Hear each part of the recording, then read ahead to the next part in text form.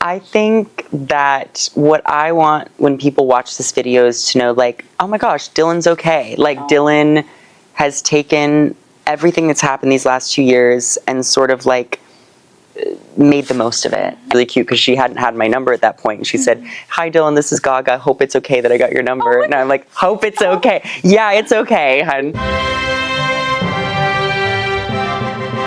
I'm Coco Mocoe. This is The Middle Row, and today we are saving a seat for Dylan Mulvaney and watching her music video, Days of Girlhood. So your first song came out? Coco Mocoe!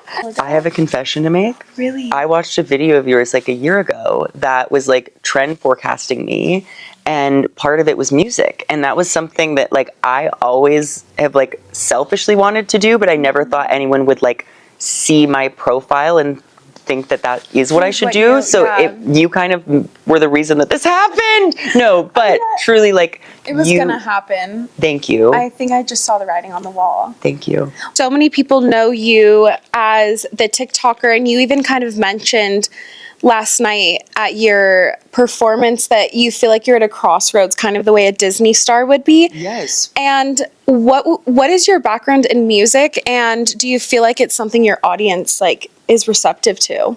I think that oftentimes like people put you in one box and you have to figure out how to like skip into other boxes, and I still am having people comment even today on this video like, I had no idea you sang, even though I posted a ton of singing videos, but that might not end up on everyone's For You page.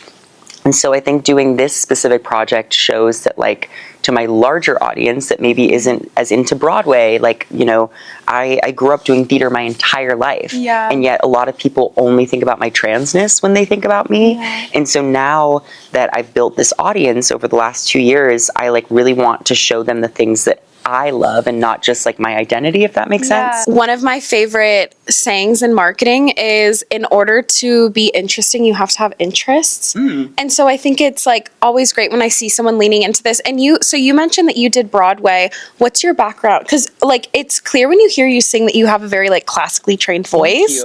Like, what is the background there? I grew up dancing at age 3. It was sort of the only place for me to be feminine and like let me explore like that side to myself artistically. And then I think I was 10 when I did my first musical. I then went to college for musical theater at the Cincinnati Conservatory of Music. And so it does like really bother me when people only think of me as like a TikToker when I've spent like my whole life training to do acting, to sing, to dance. And then you get boiled down to this one thing. And then after college, I did the Book of Mormon, the musical, and we toured that around America and Mexico and Canada. And then when the pandemic hit, I realized that like theater for trans people is really tough right now, like trying to find a role and have your voice fit a character. So I was like, I'm gonna move to LA. I started doing stand-up. I started TikTok. Yeah. And now I'm like getting back to singing, which is something that is like very vulnerable and scary to do, but it makes me like happier than I've ever been. For me, someone who had watched your journey for so long, and like for anyone who doesn't know, like you and I met even before I was doing marketing videos at a random event, and I just always felt like so connected watching you, and it was so sentimental, like watching the music video and seeing like you had gone through something really rough. In the video too, there's kind of a nod to like, you know, hold our beer and then it knocks over. Were you afraid to add that in, or do you think you had just come to kind of like peace with what had happened? I think I like to get the last laugh. Yeah. And I think that like showing my audience and showing my following that, hey, like I went through this thing and now I feel comfortable enough to like laugh about it or to lean in. I think sometimes we're so scared as artists or marketing, you know, execs are so scared to like sort of like find the comedy or talk about the elephant in the room. And I'm like, let's put the elephant in the music video. Yes. So I stand by it, and I feel really good about showing it's almost like showing how ridiculous these people are and just like finding the joy in it. Yeah. Well, and it's like it really is all over something that like in the moment just felt so trivial, like a beer can, but it obviously really impacted you. And recently too, Lady Gaga made a post in support of you. Did you know that was going to happen? Like, or how did the relationship come about? And what was your reaction? Yes. Lady Gaga is the only woman on my vision board this year. Wow. And she was the one that carried over from last year. Mm-hmm. And she followed me, I think maybe like a year and a half ago, maybe like 3 months into my transition. Yeah. And that was like, I remember seeing that follow, and I think she followed like 8 people at the time, and I lost it. Because like, that is my diva. Like, that is my pop star. And so we would comment back and forth on each other's posts, and it almost got to a point where I was like, is this even real? Like, who is this? You know, like, is it really her? And then I did some stuff with House Labs, which, you know, felt like a step closer to her. And then about a week ago, I get an invite to her house for dinner for this event, and she walked up to me and said, I feel like I've known you my entire life. And I was like, well, I have known you my entire life. And we just like got to embrace, and then we did this really cute photo shoot in her living room that she like put up for us. And it was so insane because I think often we're scared to meet the people that we admire so much, but this was an experience that like blew my expectations of her out of the water, and a kindness and a genuine interest in what I was doing. And then I posted our photo, and then I did know she was going to post the picture the night before. She texted me and asked permission, and I said, of course. And it was actually really cute because she hadn't had my number at that point. And she said, hi, Dylan, this is Gaga. Hope it's okay that I got your number. And I'm like, hope it's okay. Yeah, it's okay, hun. But honestly, I think after last year, I went through so much hate and so much, I just kind of got used to it, like almost numb. And I have a lot of, you know, very influential people in my life and successful people, and a lot of them stood by me very proudly. But I don't think anyone has ever been that publicly supportive of me in the community specifically. Like, you know, that post that she made was just so, it like changed my life. Like, truly, I think it was the highlight of the year so far. And because I think not ever expecting something of people, but when they do something, you know, out of the goodness of their heart, it makes me restore faith in humanity. Craziest part was like, I had told her that my song was coming out, and she's been working on some music, I think. And after my rehearsal, I actually got to send her videos of me singing, and she was like, you sound so great. And then the day I woke up for the show yesterday, I did a live show, and I was feeling really hoarse, and she was like giving me like her little tips and tricks for like getting your voice back. And like, I'm getting vocal advice from Lady Gaga right now. Like, that is just something that I little Dylan could have never imagined. And it makes me think like either like there is a reason for all of this and it's happening, or I'm either on the craziest reality show and there's like aliens like making this all happen, and I'm definitely in like a Truman Show. Are you thinking of coming out with more music, or are you kind of letting this one like marinate and just enjoying it? Well, it's so funny that you say that, because I was like, okay, I just wanted to make one song that like 30, 40 years from now I could listen to, and it really was inspired by like early 2000s rom-coms. Like, I thought about the opening scene of like a Legally Blonde or House Bunny or Never Been Kissed, and like I wanted it to feel like a little movie in a way. And the music itself, like I feel like pop girls now are, you know, getting really edgy, or there's like different elements, but I wanted to almost go back to like the Rebecca Black like Friday vibe, like, because I know like I'm not the coolest girl, like, and I want to like own that. Like, I am a musical theater girl, like making pop music. And so next I would love to do something maybe like a little bit more down to earth, maybe a little bit more stripped down, maybe a ballad. So crazy, because music, especially because, you know, I don't have a label, I'm, you know, producing this a lot of myself.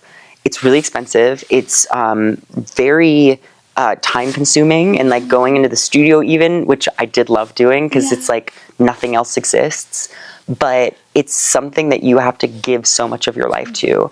And I had the best time with this entire process. And I think like when it makes sense, I will do more. And I'm not going to like not going to just try to put a ton of stuff out right away, but I really want to take my time. When you were doing the Book of Mormon, are there any lessons that you took from that time of your life that you think has helped you be like one of the top creators? I think that the sort of work ethic I built up doing theater and doing that Broadway musical has helped me not only create content because like I know how to pump something out, but I also know how to like show up and like do it all right the first. Like I remember when we were shooting the dance scenes for the music video, we only had like 2 takes basically that we had time for, and so we had to get it right that first or second time. And it felt like the opening night of a musical where it's like you've got this audience you can't cut.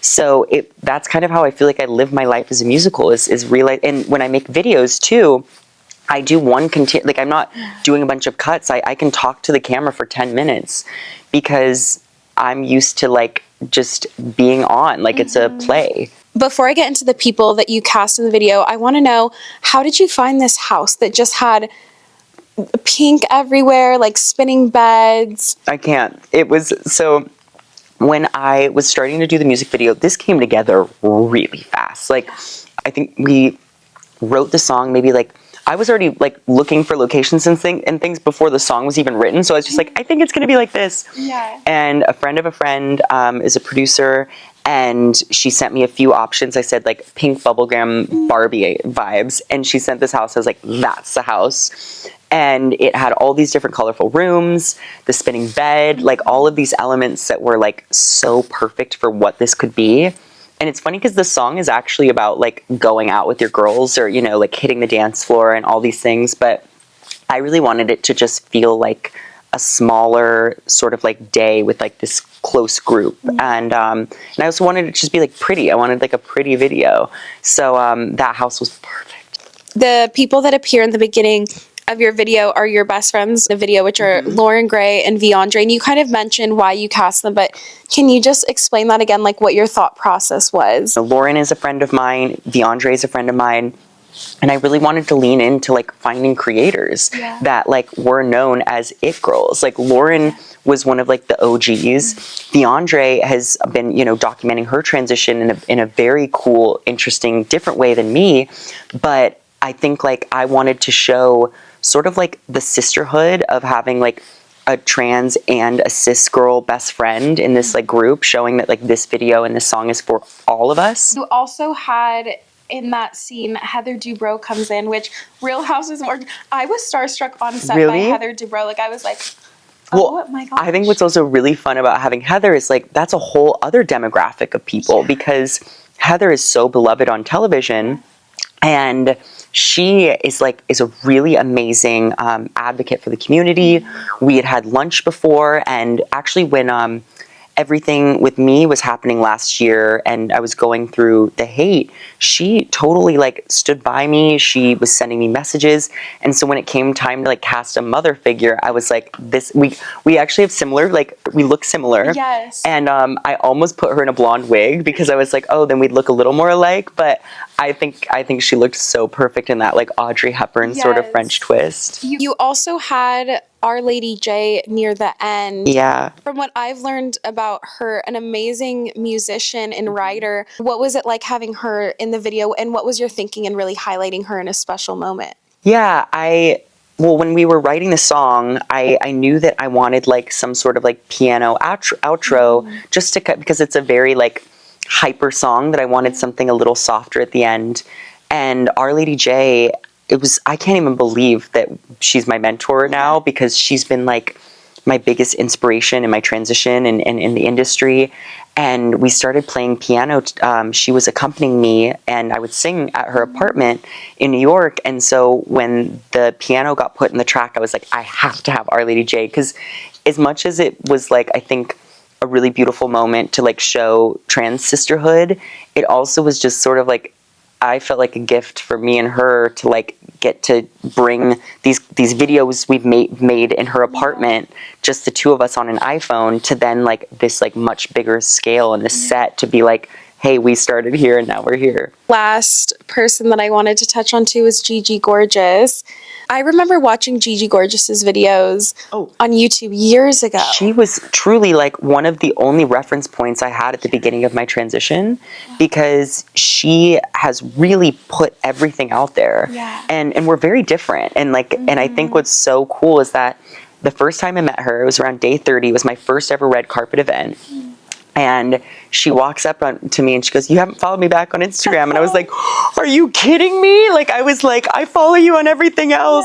And it was so crazy because like, I remember I then went to her birthday party like the week after, and I was so new to my transition. And here I am at the birthday party of this like icon, superstar, beautiful woman. And so having her support and being in the video just like made so much sense. And it was actually the choreographer, Nick, he saw this video of like a woman in a pool like throwing her head back like slow-mo, and was like, this needs to be Gigi Gorgeous. And so I texted her, I think maybe the day or two before the video, and she showed up. Is there anything about the video that you want someone to take away while watching it that they might not know, like right off the bat? I think that what I want when people watch this video is to know, like, oh my gosh, Dylan's okay. Like, Dylan has taken everything that's happened these last 2 years and sort of like made the most of it. And I think I really want to show that my version of girlhood and now womanhood is something to be celebrated, but also that there are so many different versions of it. And if you align with the Barbie bubblegum hyper feminine, then great. And if you don't, that's also okay. But there's room for all of us. And I really want, as we move forward these next few years, to just like find a place and hold space for every version of womanhood. Where do you feel like you fit in your girlhood? Like what's your girlhood vibe?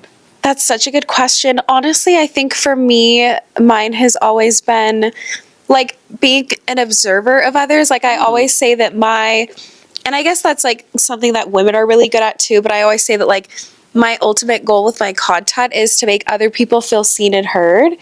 And I think there's you something do there for every that. day. Thank you. You made me feel seen and heard. Aw, thank you. And I want to ask all my guests this at the end of the video. Do you know what your sun, moon, and rising is in astrology? I do. Okay. My sun is in Capricorn. Okay. My moon is in Virgo. And my rising is in Pisces. Wow, so you're like earth signs, and then you have like the dreamy, ethereal Pisces. Yes, the rising. And I did just meet an astrologer like last week who said that like the combination of those makes for like a really hard worker. That would make sense. Yeah. Oh my God. You're like, I'll take it. And then like the pinch of like fun fantasy with the Pisces. Yeah, that's still like, I'm a dreamer. I mean, I have a fucking vision board. Yes. And I think who would be on your vision board? Oh, ultimately, I'd love to work with Lana Del Rey. Oh. Thank you. Well, I appreciate you coming on. Oh my God, best date. That was the Dylan Mulvaney interview for The Middle Row with Coco Mocoe. Comment down below what artist you want me to have on that you think is next to break big, and subscribe to the channel so you get notified anytime a new episode comes out. Thank you so much for watching.